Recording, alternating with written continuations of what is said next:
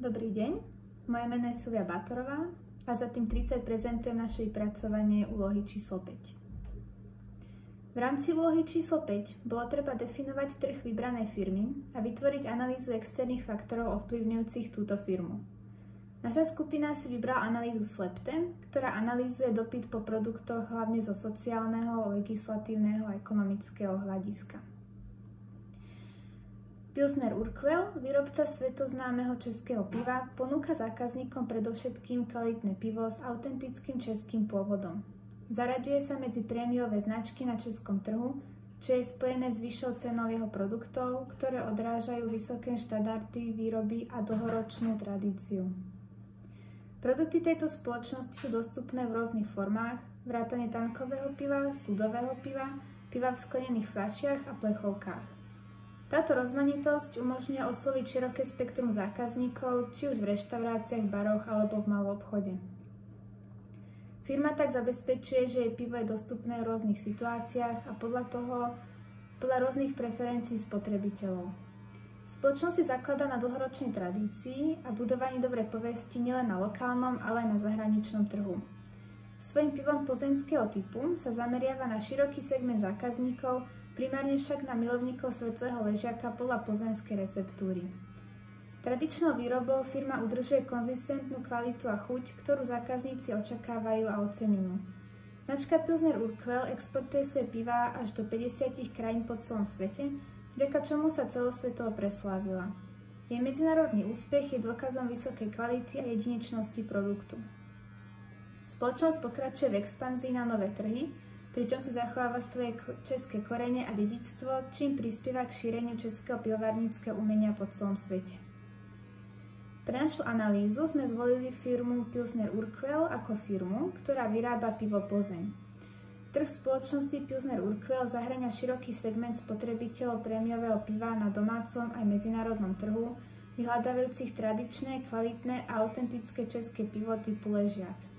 Spoločnosť sa zameriava na pivných nadšencov a konzumentov, ktorí oceňujú historickú značku s bohatým dedičstvom a vysokými štandardmi výroby. Trh zahŕňa aj reštaurácie, bary a maloobchodné predajne, ktoré ponúkajú prémiové alkoholické nápoje a cielenú distribúciu v segmentoch, kde je dopyt po originálnom a kvalitnom pive.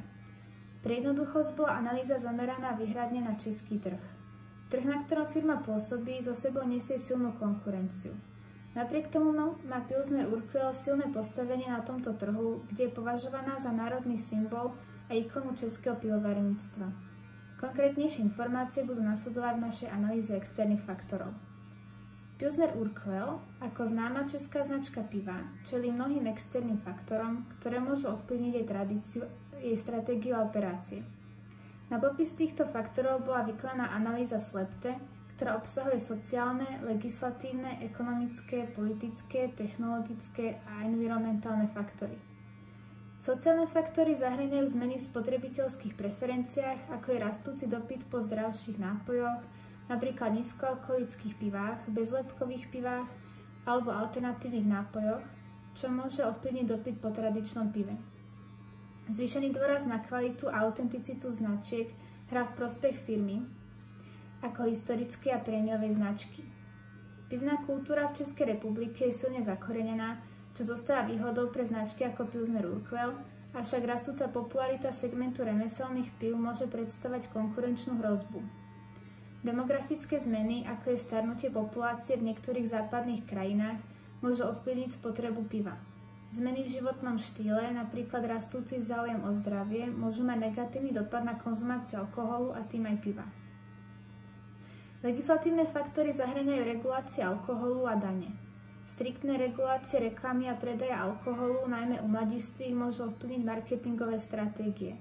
Zvyšujúce sa spotrebné dane na alkohol v niektorých krajinách môžu negatívne ovplyvniť cenu piva a marže.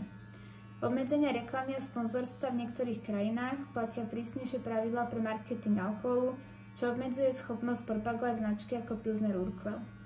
Bezpečnostné a kvalitatívne normy, zákony týkajúce sa bezpečnosti potravín, označovania výrobkov a certifikácií, ako napríklad bioprodukty, môžu vyžadovať investície do zmien v produkcii alebo balení.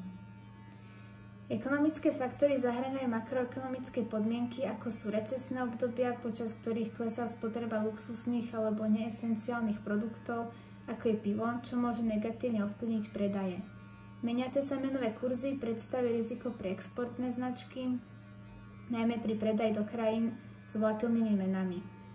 Cenová konkurencia je silná na pivnom trhu a preto sa Pilsner Urquell musí sústrediť na hodnotu pre zákazníkov bez výrazného zvyšovania cien, čo by mohlo ohroziť jeho konkurencieschopnosť.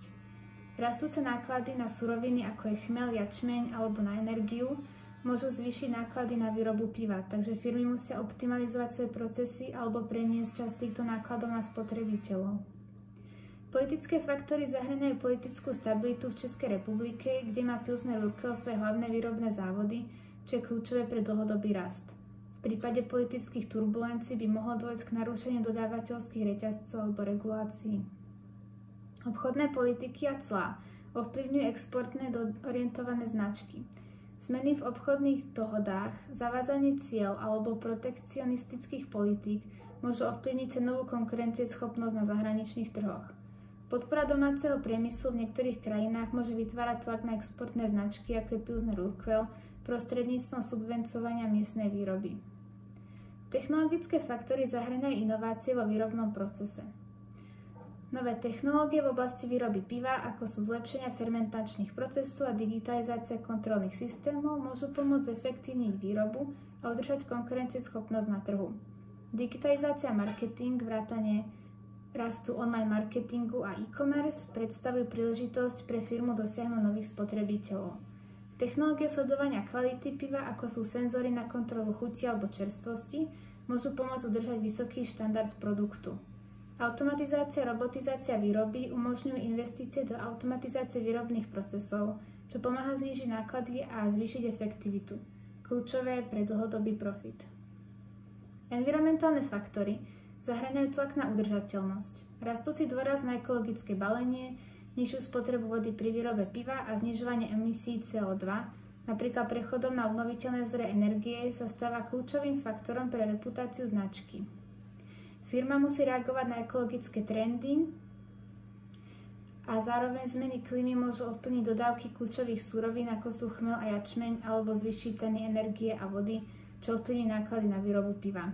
Tlak na zodpovedné pitie s rastúcimi obavami o zdravie a zodpovedné konzumovanie alkoholu, najmä u mladších generácií, núti Pilsner Urquell premýšľať o ponuke nízkoalkoholických alebo nealkoholických variantov, ktoré oslovia širší okruh zákazníkov.